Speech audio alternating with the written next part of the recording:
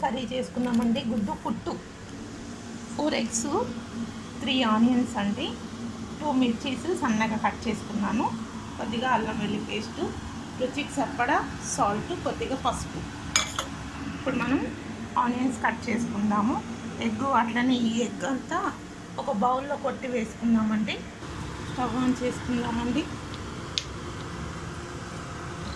Lighter కొట్టుకుందాము. Oil వేసుకుందాము. ముప్పావు oil వేసుకుందామండి. ఆయిల్ హీట్ అయ్యే వరకు మనం ఆనియన్స్ కట్ చేసుకుందాము. కొద్దిగా పసుపు, రుచికి సరిపడా సాల్ట్ అండి, అల్లం వెల్లుల్లి పేస్ట్, ఎగ్ బౌల్లో వేసేసుకున్నాము. 4 ఎగ్స్ అండి బౌల్లో కొట్టి వేసుకున్నాము. బాగుంది. ఇప్పుడు ఈ ఆనియన్స్ కట్ చేసేసుకుందాము. ఆయిల్ హీట్ అయిపోయిందండి. మనం ఆనియన్స్ మిర్చి అంతా వేసేసుకుందాము.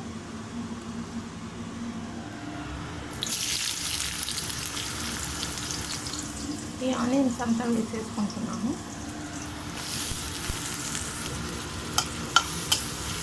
బాగా ఫ్రై చేసుకుందామండి, కొంచెం గోల్డ్ కలర్ వచ్చే వరకు. పచ్చిమిర్చి కూడా వేసుకోవాలండి, మర్చిపోయా. ఆనియనే వేసాం, మర్చిపోయా. మనం పసుపు అంతా వేసేసుకుందాము. కొంచెం అల్లం వెల్లిపాయ వేసుకున్నామండి, కలిపేసుకుందాము. ఇప్పుడు మనం రుచికి సరిపడా సాల్ట్ వేసుకొని ఎగ్ వేసేసుకుందాము. రుచికి సరిపడా సాల్ట్ వేసుకుంటున్నాము.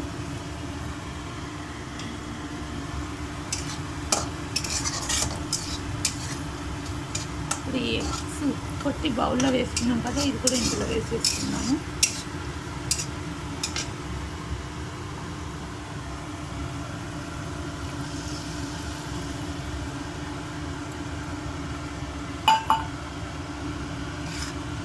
మన ఎగ్ పుట్టు రెడీ అయిపోతుందండి.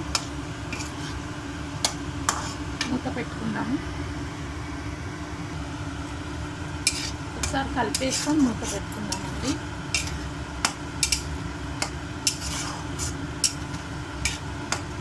మూత పెట్టేసుకున్నాము. కొత్తిమీర వేసుకుందామండి.